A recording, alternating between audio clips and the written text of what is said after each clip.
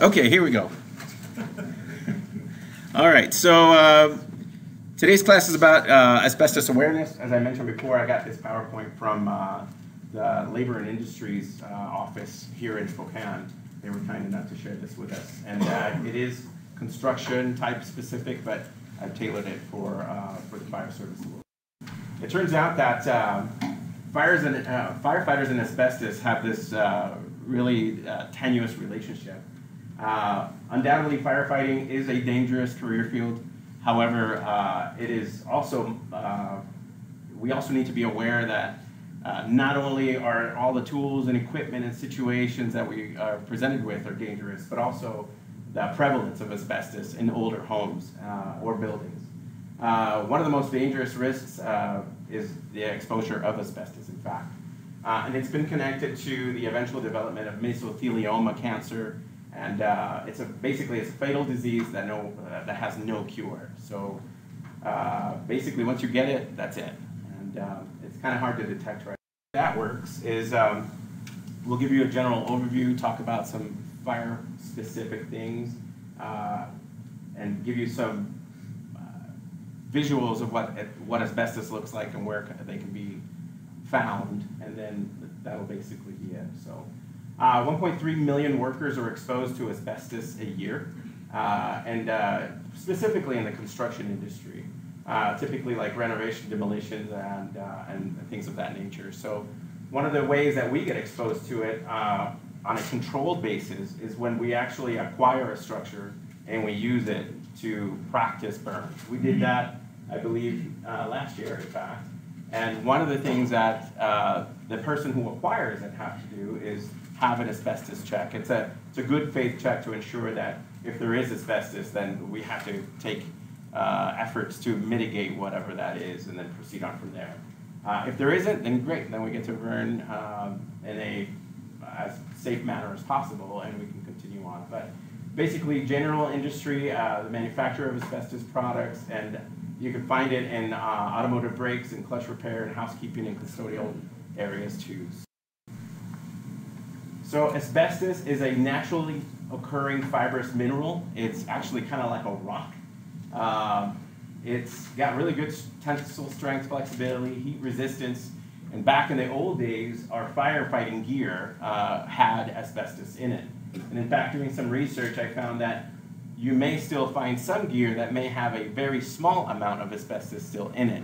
And so the amount is negligible, as they say in the documents that I read, but still it's prevalent, it's everywhere. So it has great electrical resistance, it's a great insulator, and it has chemical resistance too. Remember, it's a mineral, so it's kind of like a rock or anything like that. It's pretty hardy.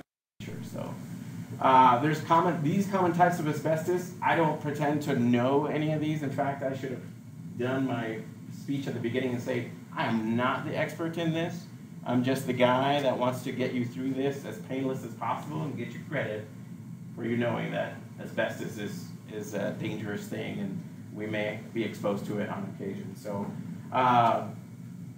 these right here are the asbestos materials that the common types that are found. So we just smooth through that because I don't have no idea what that is. So usage of asbestos, actually in the homes prior to any buildings prior to the 1980s, you may find that there has been a use of asbestos in one way, shape, or form. It was pretty widely used, implemented in a number of construction materials, anything from attic insulation to floor and ceiling tiles, like just the regular tiles that you would find in old schools, for example. You thought they were just straight up linoleum. They may actually have asbestos impregnated in the fabric, but also they may have had in the adhesive have asbestos in it as well, which is something I never knew. But what I did find is that 35 million or more U.S. residences contain harmful levels of asbestos still today, as do commercial buildings, including old firehouses, believe it or not. So I used to own a 1925 home right on Atlantic and Empire. Great neighborhood if you're interested in that Garland district. Every time I used to go up there, I used to have to wear a HEPA respirator because I didn't know what I was going to find in there.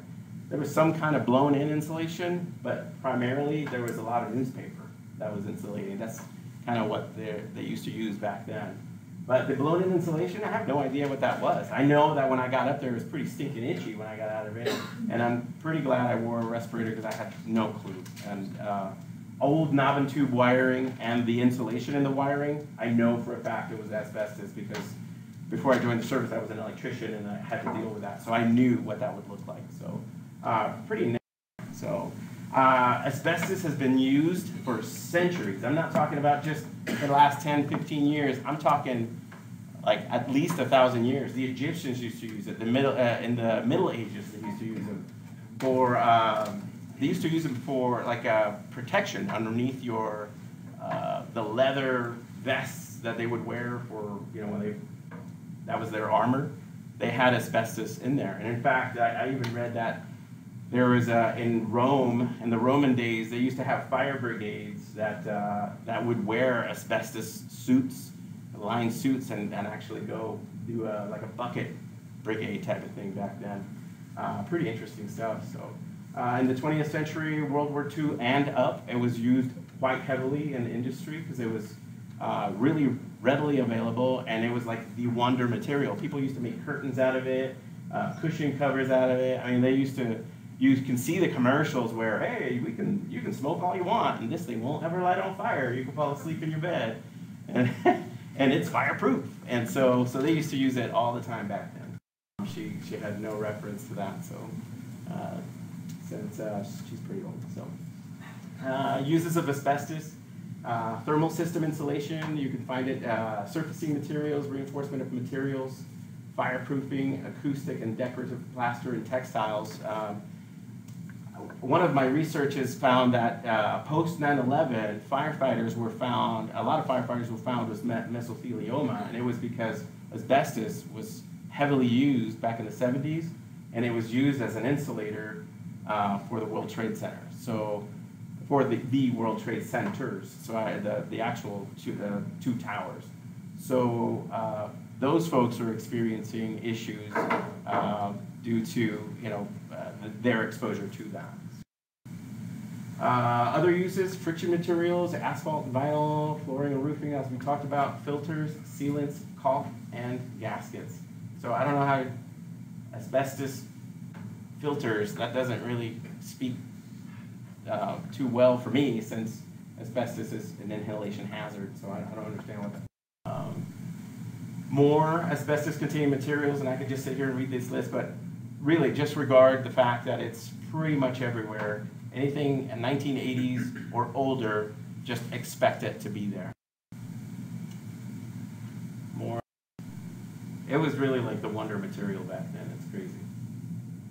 They actually used to put it in cement as well.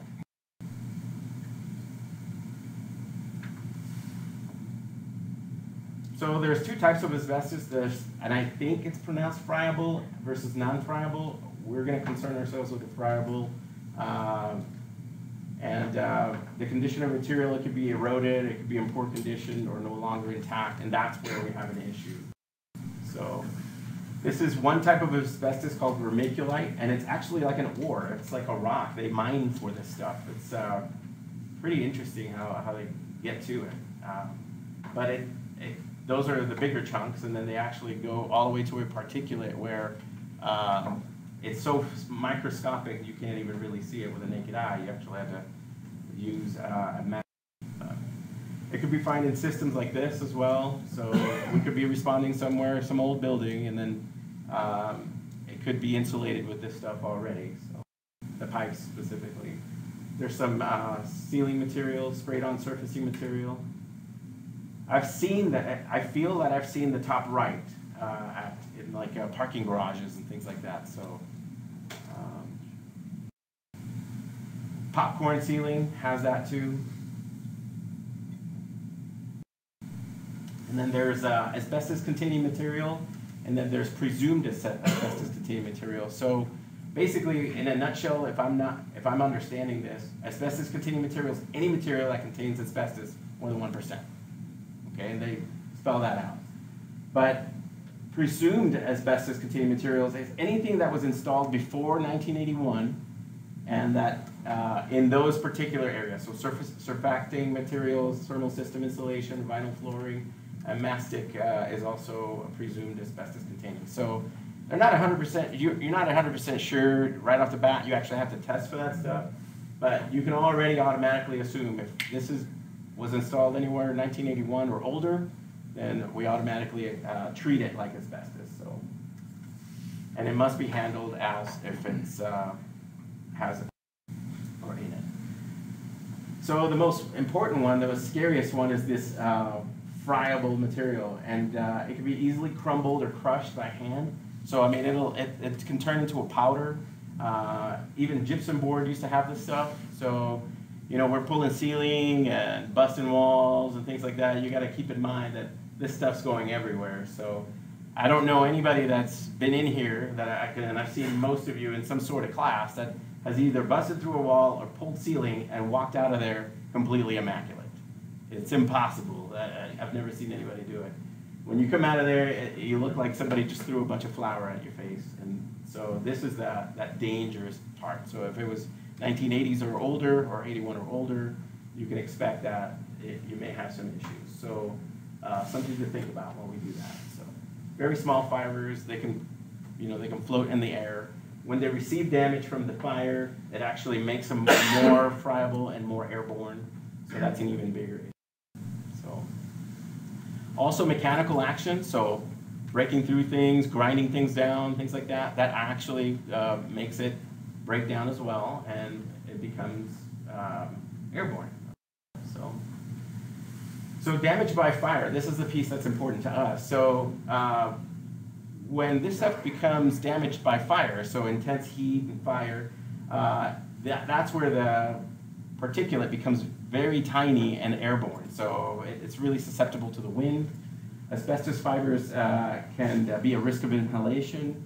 And during firefighting actions, it's not that big of a deal. We're wearing an SCBA, we got our bunkers on, so not that big of an issue. The issue becomes then is during overhaul and salvage is when sometimes you want to think, hey, this thing's over, so we're done. And we use a gas meter to make sure that the CO levels and all the other gases are okay for us to be able to doff this air pack. But the reality is those things don't actually measure if there is any asbestos in the environment. So it gives you that false sense of security, I think, when you're using a gas meter to detect whether the environment's safe for us, because it lacks that ability. So once you start breathing this stuff, it's not going to show, it's not going to rear its ugly head, if you will, until 20 to 50 years later. And then you'll start having symptoms of coughing, not being able to breathe right. It almost seems to me like it would be almost kind of like an asthmatic thing. It feels like it's painful to cough or breathe deeply or anything like that. And those are signs and symptoms that you would feel in the event, but you won't feel it right away. You'll experience that later on. Specifically, when you're older and probably not able to handle something so greatly. I know that over time, I'm not feeling so comfortable. I get sick, and I get sick longer. I get sick more often. When I was 20, I was rocking life like nobody's business. But now I kind of really got to watch whose hand I shake, especially during winter season. So this being a bad effect. The way it does this is that the fibers are, like I said, microscopic, but they have this like little barb to them. And when you inhale them, those little barbs, they kind of latch onto your alveoli like a fish hook, and then you can't get them out. And it doesn't matter how hard you try to expel it, it's just there, and it's there forever. And then that can cause inflammation and start creating cancerous cells because the cells can't, defend themselves appropriately, and then that's when you're starting having issues. And it'll start causing damage to your respiratory system, irreparable damage to your respiratory system. So these are some of the issues that can be associated with that. So between 15 to 30 years or more of the symptoms develop, but you can have asbestosis, so it's inflammation of the lungs due to asbestos. You can have mesothelioma, which is incurable, a lung cancer, and then there are other cancers that are associated with it as well. So There are medical surveillance programs, so if you feel that you've been exposed to asbestos, or if we find out post-incident that we were exposed to asbestos, there are programs available that we can use to get annual examinations and just kind of monitor how our condition is, whether it's staying stable or it's chronically degrading. So something that you should know. And it's at no cost to the worker. It's covered, and I believe it's through either our insurance or somewhere. It's some type of funded program. So good to know we're working. So how can you protect yourself? SCBA during extinguishment phase, that's obvious, but like I said before, just wear that SCBA for as long as you can throughout that process. So if, you know, there's several instances where we've come out and we're covered in just whatever material from pulling ceilings. So one of the things that we do is once we walk outside, we rinse everything off and try to, you know, at least do a good job at rinsing things off of us, which is good. But asbestos can actually entrain itself into the fibers of your material, and then later on, it can then be expelled by again, abrasion or friction or anything like that, and then it becomes airborne again. And so just when we thought that water was going to cover it, it doesn't. We actually have, there's a super, like, crazy process that I have some handouts that I can hand out at the end of the day, but that you have to basically quarantine it, kind of like an infectious disease, treat it as one, and then go through that whole cleansing process. So the important things, wear your SCBA as long as possible throughout all the firefighting. So it's also necessary for firefighters to clean all their gear. And if this doesn't occur, then the firefighter's loved one. So you're home, when you can bring this stuff home with you, basically. So we need to just make sure that if we do get exposure, or if we consider that we've possibly got an exposure due to the age of the facility or the structure, that we take care of this process as best as possible. So permissible explosible limits, just like a chemical, we have PELs associated with this, and it's 1/10 fibers per cubic centimeter of air. I don't know who measures that, but it's certainly not me. I'm sure that L&I has some process that they measure that in the event that there's an exposure. And that, again, is geared to the construction arena, not necessarily our type of work.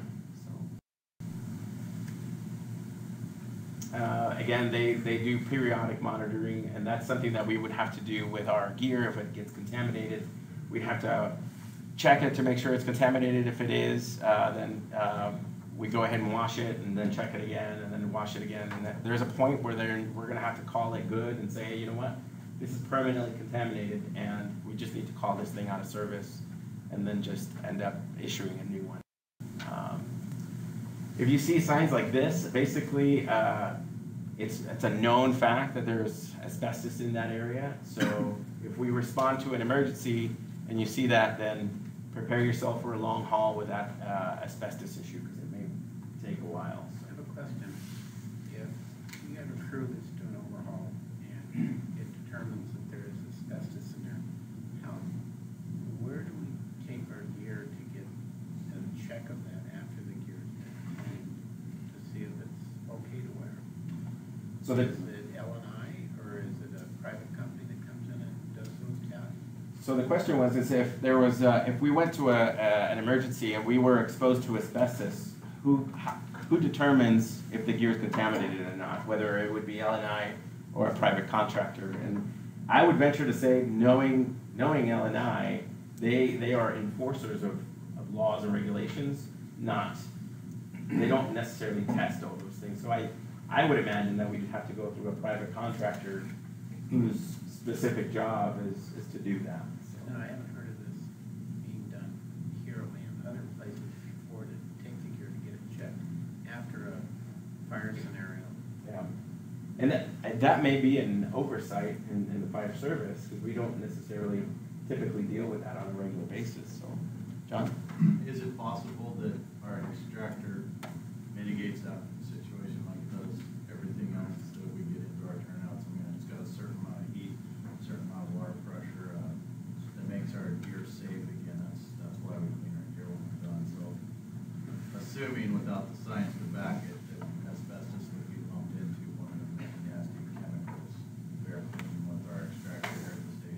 yeah, and John was basically saying, in case nobody heard, that there may be a possibility that our extractor may be able to take care of that, but we're not necessarily 100% sure.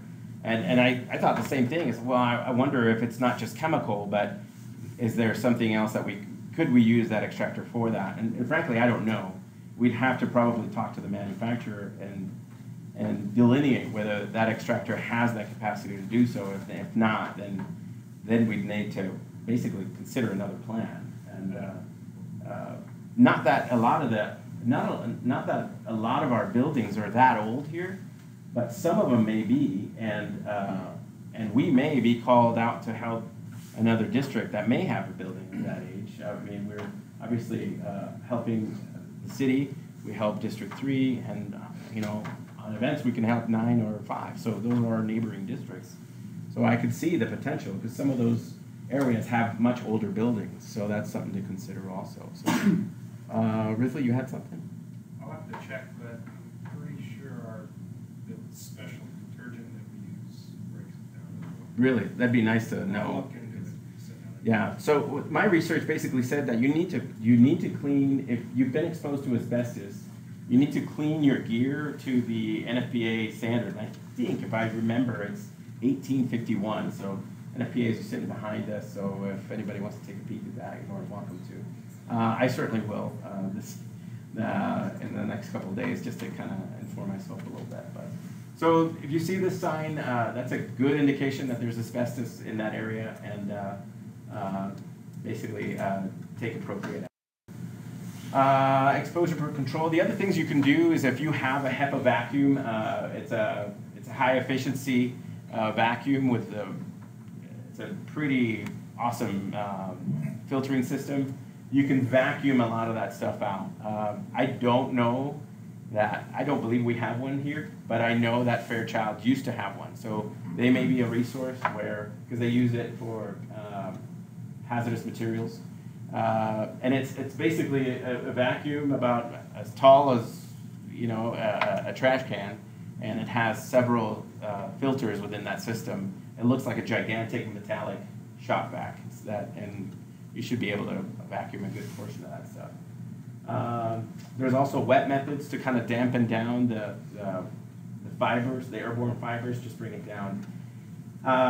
In a lot of ways, I would treat this like carbon fiber. Carbon fiber becomes very brittle, just like this, and very airborne. And you actually have to cordon off when an aircraft with carbon fiber catches on fire. You have to cordon off a plume as if it were a hazardous materials incident, because in downwind it could affect everybody in the same way. So I don't think this is to that great scope, but I think it would be ideal to consider this a smaller version of an incident like that, just for safety's sake. And in fact, that's a HEPA filter or HEPA vacuum right up here. It's this gigantic one right here that you can see. So, exposure control program training is part of that. So just knowing what you're up to, what you're up against by this class, and informing yourself better, like looking at the NFPA standards for cleaning equipment when you're not at the other thing.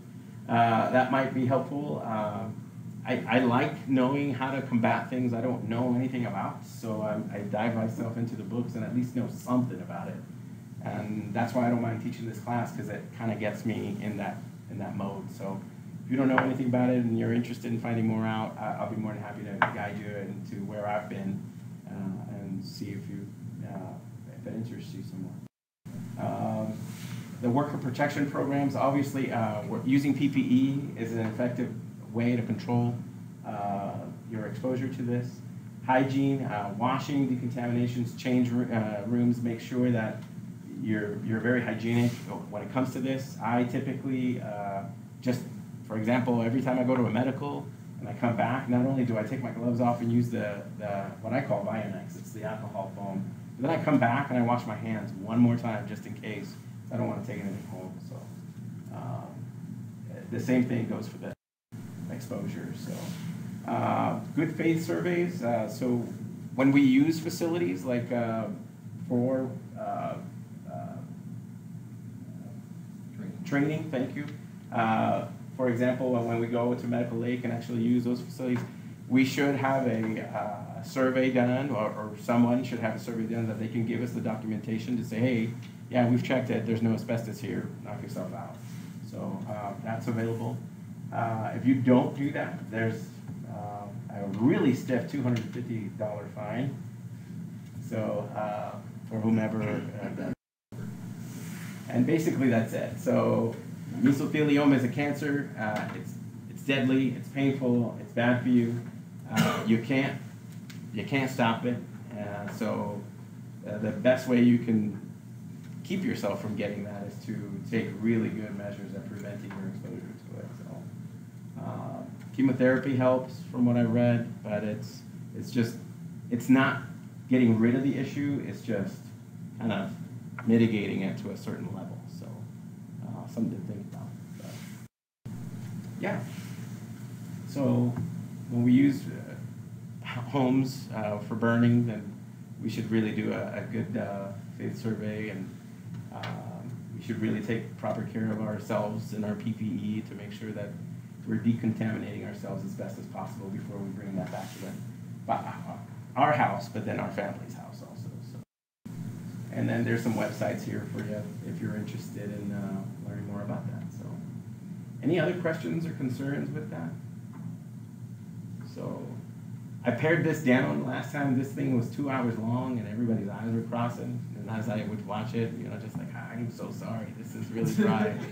And that's probably the greatest laugh I've gotten in the 2 classes I've taught. So, but I know that. But I think I shortened it out quite a bit, and I've added some fire service stuff in there. So hopefully that'll be helpful. I got some handouts here. It's how to manage PPE asbestos exposure. And if you want to take one and pass it around, just so you can inform yourselves, that'd be great. If not, then I just wasted paper, so don't do that. Make sure your name's on that roster so I can give you credit for it. Any questions? Awesome. Thanks for showing up. Thank you.